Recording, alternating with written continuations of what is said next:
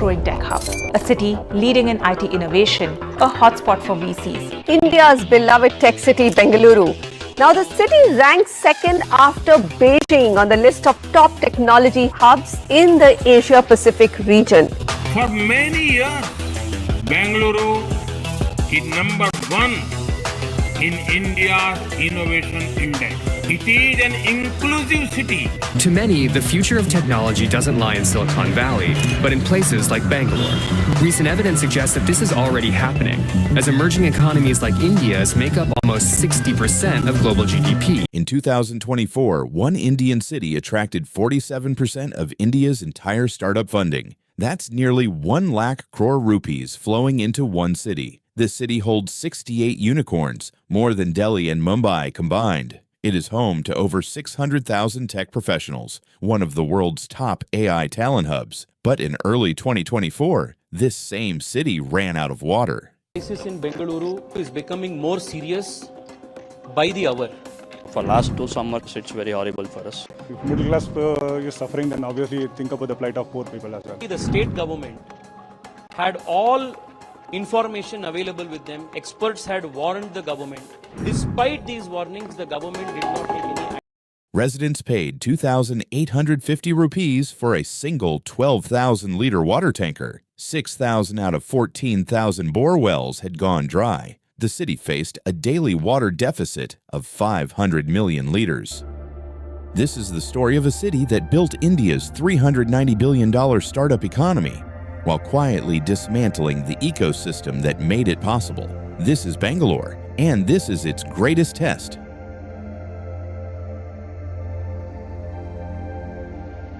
To understand Bangalore's dominance, you need to go back to 1958. The Indian government had a problem. Where do you put your defense research labs, public sector electronics units, and aerospace plants? Somewhere inland, strategically secure, with an educated workforce. Bangalore, at 900 meters above sea level, with pleasant weather, an established Kannada academic tradition, and a British-era cantonment, ticked every box. By 2015, Bangalore was already India's unchallenged tech capital. But what happened after that was extraordinary. Between 2015 and 2024, venture capital funding into Bangalore startups grew from $1.8 billion to $6.8 billion per year. That's a 277% increase in a single decade. Peak? 2021, $8.9 billion poured in. The year of the funding frenzy.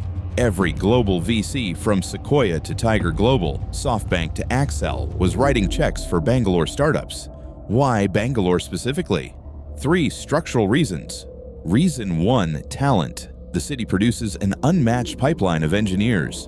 IISC, RVCE, RV College of Engineering, BMS College, PES University. The city graduates 100,000 plus STEM professionals every year. Today, it has 600,000 plus tech professionals, including one of the world's largest concentrations of AI/ML talent.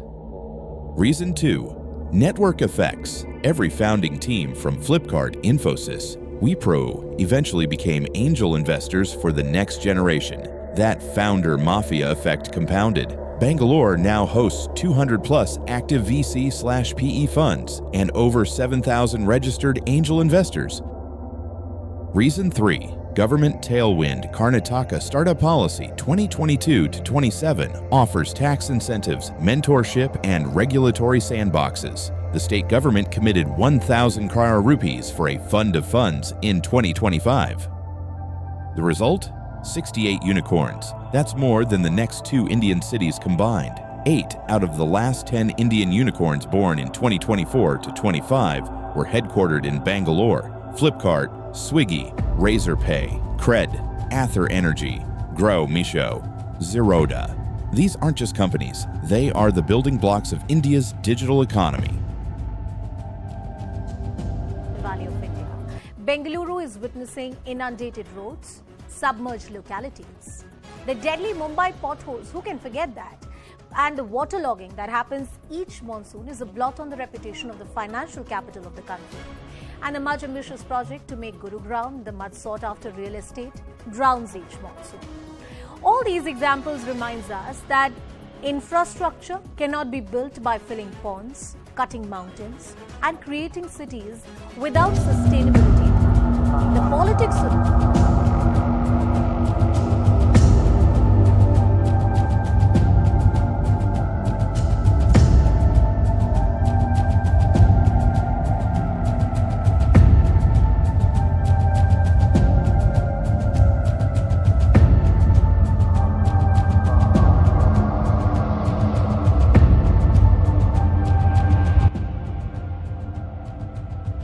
Here's the cruel irony of Bangalore's success story. The faster it grew, the faster it destroyed itself. In 2022, startup CEOs were photographed kayaking on Bengaluru's flooded streets. These aren't just funny memes. They're a symptom of a dying city. Let's break down the 3 pillars of Bangalore's infrastructure disaster. Disaster number 1, the water collapse. Once called the city of 1,000 lakes, Bangalore historically had over 1,400 water bodies, lakes, tanks, and kairis in and around the region. Today, fewer than 193 lakes remain. Most are half dead. The surface area of lakes has shrunk from 2,324 hectares in 1973 to just 696 hectares in 2023. That's a 70% reduction. The city needs 2,600 million liters per day of water. It gets only 2,100 million liters, a deficit of 500 million liters every single day. Groundwater extraction exceeds recharge by 10 to 1. Natural recharge is just 148 million liters per day, 1/10 of daily consumption. And here's the dark paradox. Bangalore floods during monsoon and runs dry in summer because its lakes, which acted as natural flood buffers, are now filled with untreated sewage, leaving no room for rainwater. 90% of Bangalore's remaining lakes are, according to the Karnataka State Pollution Control Board, bordering on extinction. Disaster number 2, the traffic stranglehold. In the TomTom Traffic Index 2022, Bangalore ranked as the number 1 most congested city in the world and has remained in the global top 5 every year since. The average Bangalorean wastes 28 extra minutes per hour of driving. That means a 30-minute commute takes nearly an hour in peak traffic. The economic cost of Bangalore's traffic congestion? Estimated at 20,000 crore rupees annually in lost productivity alone. Why? Simple math. Population grew 46% in 10 years to approximately 14 million. Registered vehicles crossed 1 crore, 10 million in 2024. Roads cover just 8 kilometers per square kilometer, half of what planners recommend. Metro Phase 2 is delayed by 3+ years. Silk Board Junction, one intersection, reportedly causes 1,500 crore rupees in productivity loss per year by itself. Disaster number 3, the governance gap. Here's what nobody tells you. Bangalore is governed by not 1, but 7 different agencies. BBMP, Civic Body, BWSSB, Water, BMRCL, Metro, BDA, Development, BESCOM, Electricity, BMTC, Buses, and the state government. No single authority owns the problem. A lake rejuvenation project needs approvals from 4 different agencies. By the time they coordinate, the lake is dead. This is not an accident. It's a governance architecture failure. Bangalore is paying the price of building a city by department instead of building a city by design. Now here's the real question this video wants to answer. Can Bangalore be saved? And how? We've studied Singapore's urban transformation, Cape Town's water recovery, and Seoul's infrastructure turnaround. Here's the 5-point fix framework.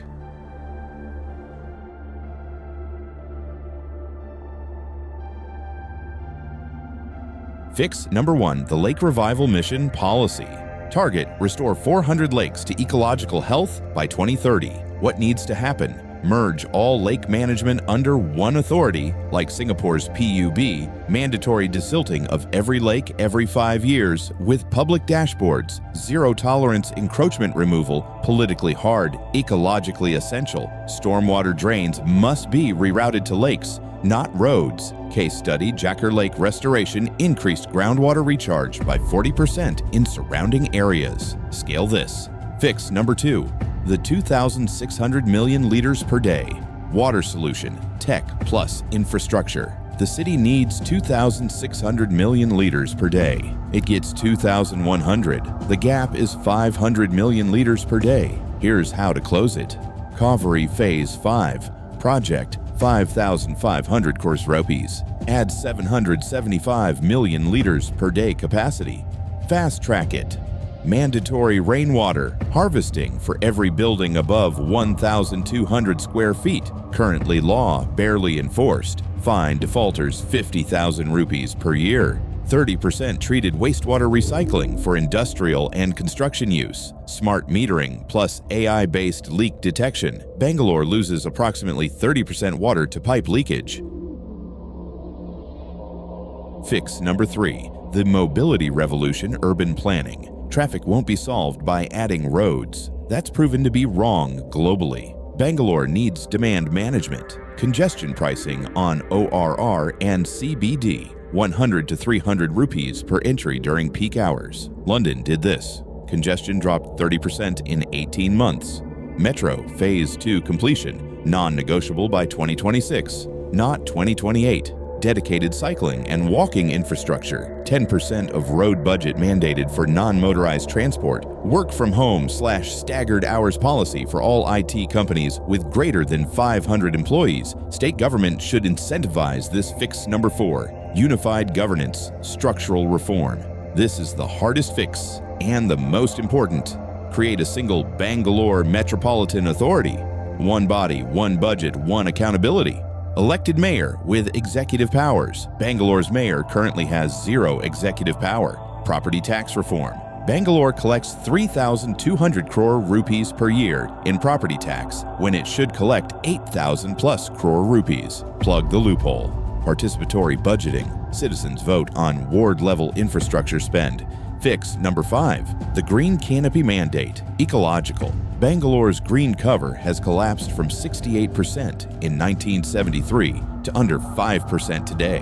1-for-1 tree replacement policy. Every tree cut equals 2 planted urban forest corridors connecting Cubbon Park, Lalbagh, and peripheral forests. Green rooftop mandates for all commercial buildings above 5,000 square feet. Ban on felling trees older than 25 years without Chief Minister level approval. Then 25 years without Chief Minister level approval. The good news. Bangalore has the talent to fix Bangalore. The same engineers who built India's payment stack, its rocket science, its AI models, can build its water systems, its transit apps, its governance platforms. The question is not, can they do it? The question is, will the political will catch up with the intellectual capital? Now let's see some Q&As.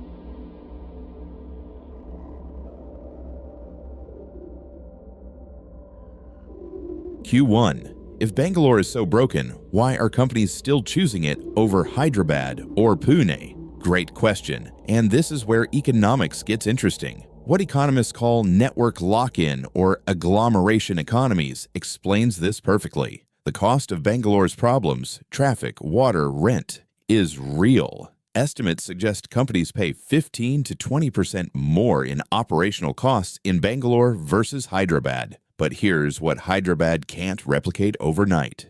600,000 plus tech professionals in one geography, 1,536 VC firms within 30 minutes of each other, the founder mafia, 500 plus serial entrepreneurs who've already built and exited, the informal knowledge network, the coffee shop conversations at Koramangala Sequoia's India office, Google's India HQ, Walmart Labs. They're all in Bangalore, not because the roads are good, because the talent density creates a compounding advantage no city can replicate in 5 years. The real risk is slow bleed, not mass exodus. If engineers start preferring Hyderabad for quality of life, Bangalore's advantage erodes quietly over a decade. That is what should scare policymakers. Q2. Bangalore floods in monsoon and runs dry in summer. How can both be true? This is the paradox that perfectly captures the governance failure. The answer is in the lakes. Historically, Bangalore's water bodies were engineered like a cascade system. Rain fell to lakes filled to overflow, moved to the next lower lake to groundwater recharged. This was 400-year-old Kempegowda urban design. Genius, actually. Then urbanization happened. Lakes were Aero encroached for layouts and apartments. Aero converted to bus depots and parks, filled with untreated sewage, making them 100% full before monsoon. So when monsoon arrives, lakes are already full of sewage water. Rain has nowhere to go. Roads flood. And in summer, no lake recharge happened. Groundwater levels plummet. 14,000 bore wells run dry. The same root cause creates both problems. Destroyed lake infrastructure. Fix the lakes. You solve flooding and water scarcity simultaneously. It's not two problems. It's one problem with two symptoms. This is why Singapore's reservoir-first urban planning is so relevant. Every drop of rain in Singapore is captured. Not a single drop is wasted. Q3. Can tech, AI, satellite data, smart sensors solve what politicians haven't? Partially, yes. But here's the nuanced answer. Technology is a force multiplier, not a substitute for governance. What tech can do right now? AI-based leak detection in water pipes can reduce losses from 30% to under 10%. Bangalore loses approximately 500 million liters per day to leaky pipes. That's its entire deficit. Real-time lake health monitoring via satellite. ISRO already has this capability. Dynamic congestion pricing apps, like Singapore's ERP, can cut peak traffic 25 to 35%. Digital property tax mapping. AI can identify 40% more taxable properties that are currently off-grid, adding 2,000 plus crore rupees to BBMP revenues. What tech cannot do. Evict illegal lake encroachments. Pass a unified governance bill through the Karnataka Assembly. Make a politician enforce tree-felling laws against a builder who funds campaigns. The cities that have actually solved these problems, Singapore, Seoul, Amsterdam, did it with institutional reform first, technology as the tool second. Bangalore has the tools. Bangalore has the talent. Bangalore even has the money. 47% of India's startup funding flows here. The missing ingredient is not technology. The missing ingredient is accountability. And that ultimately is a political problem that only citizens can solve.